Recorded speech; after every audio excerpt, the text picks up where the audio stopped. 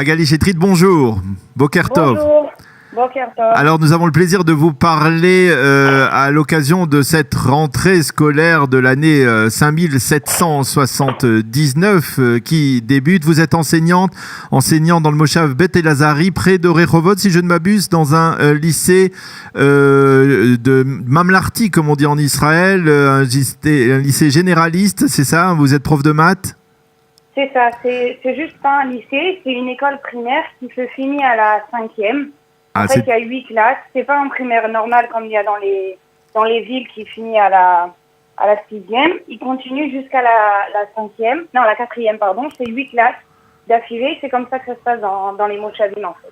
Ah, c'est dans les Moshavim. Alors, tout d'abord, la première question, c'est de savoir un peu, d'abord, après 2 mois de vacances, qu'est-ce que l'on ressent? C'était pour une enseignante comme vous, c'est vraiment une aspiration de revenir dans les classes, de revenir dans les établissements scolaires. Vous attendez cette rentrée des classes depuis longtemps? Je suis un petit peu partagée puisque j'ai eu des vacances très très sympathiques avec mes enfants, mais d'un autre côté aussi, j'ai envie de retrouver mes classes, mes élèves, surtout que cette année, l'année dernière, j'enseignais les CM1 et cette année, je vais continuer avec eux et je vais les enseigner en CM2. Donc, ils auront grandi, ils auront mûri, donc oui, j'attends de revoir avec eux. Et pareil pour les 6e, 5e. Je les ai enseignés en 6e l'année dernière et l'année prochaine, enfin cette année, je vais continuer avec eux en 5e. Donc pareil, eux, ils ont beaucoup grandi, ils ont mûri, c'est l'âge de l'adolescence. On voit un vrai changement entre ces deux classes, c'est ce que j'aime bien. Alors, qu'est-ce qui motive un enseignant, un prof à poursuivre dans sa mission, en dépit de certaines conditions, on va dire, de conditions salariales qui ne sont pas particulièrement reluisantes en Israël? Qu'est-ce qui vous motive? D'abord, je fais ce que j'aime, c'est-à-dire enseigner les mathématiques. J'adore cette matière.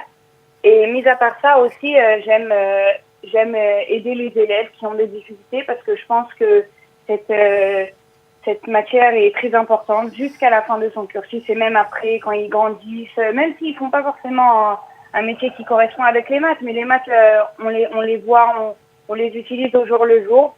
Donc les bases, c'est important de les connaître.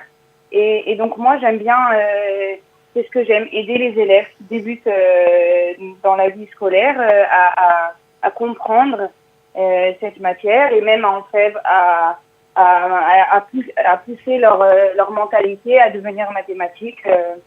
J'aime bien. Est-ce qu'au fil des ans, lorsque on ne risque pas de tomber dans la rengaine dans l'enseignement, est-ce qu'il y a toujours des motivations, des émotions qui se créent, qui se renouvellent, que l'on retrouve chaque année? Je me renouvelle chaque année. Je prends des formations chaque année pour connaître de nouvelles méthodes, que ça soit ou informatique ou même écrite. Je ne fais jamais d'une année à l'autre le même cours exactement, même si c'est le même sujet. L'année dernière, j'ai reçu une formation informatique pour connaître des programmes qui aident à comprendre certains sujets qui sont très compliqués à la compréhension, surtout en 5e, comme par exemple les fonctions. Ouais. C'est nouveau, mais il y a une nouvelle application, donc j'ai reçu une formation pour les aider à toucher au monde des mathématiques qui leur est pas forcément très joyeux et qui veulent pas trop, et être au niveau informatique, ce qu'ils aiment bien. Alors, ça touche plus d'élèves. Alors, il y a une question qu'on ne peut pas s'empêcher de poser aujourd'hui, c'est comment un enseignant peut parvenir à capter l'attention d'un enfant, d'un jeune, et à plus forte raison d'un adolescent, d'un lycéen, lorsque aujourd'hui, alors que ces jeunes sont vissés, les yeux virés sur leur portable, ils sont envahis d'informations du monde entier à travers leur portable. Leur portable est devenu le centre quasiment de leur activité ou de leur vie. Comment on arrive à capter leur attention encore? Déjà, il faut les premiers cours, il faut beaucoup de diplomatie, leur expliquer. Et au jour le jour, dans les cours que je donne, j'essaye un maximum de leur amener des exemples de tous les jours, de ce qu'ils vont utiliser, que ça soit quand on va à la Macoulette, que ça soit quand on fait l'essence, que ça soit, vous voyez, il y a beaucoup de maths au jour le jour, et donc j'essaye un maximum de prendre ces exemples et de les raccrocher au sujet qu'on est en train d'enseigner. Pour exemple, Magali, dans votre classe, il y a la plupart des jeunes, même s'ils sont dans des classes de primaire, ont déjà un portable. Ah oui. Depuis le CM1, oui, chez nous. Parce qu'en plus, chez nous, dans notre école, comme c'est dans un moshav, ils viennent en ASA, c'est-à-dire en autocar. C'est pas les parents qui les amènent. Donc, ils ont forcément un téléphone pour savoir sont bien arrivés, l'autocar est en retard et tous ces détails. Donc oui, moi. Alors, lorsque vous êtes en cours, où est le portable, où est leur portable? Dans les petites classes, il est complètement éteint depuis le moment où il rentre dans l'école jusqu'à la fin de la journée. Et après, si on voit un élève qui a allumé ou qui est encore allumé, alors il y a un premier avertissement et après ça commence à des sanctions.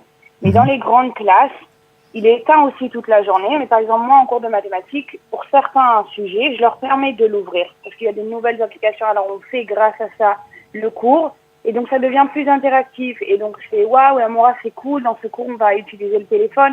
Bien qu'on ne regarde pas les messages, on ne va pas sur Facebook, et ils ne vont pas dans tous ces trucs de tous les jours, ils ne vont pas vérifier leurs messages. Mais rien que le fait d'utiliser le portable dans le cours, même si c'est pour une application qui est pour les maths, et pour eux, c'est tout de suite plus cool, vous voyez.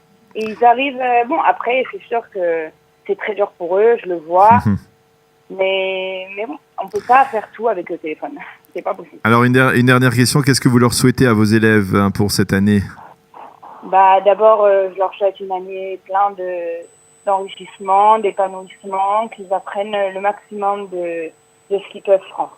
De ce qu'ils peuvent prendre de chaque prof, parce que chaque prof est différent et enseigne différemment, mais qu'ils prennent le maximum de chaque prof et qu'ils réussissent dans tout ce qu'ils entreprennent.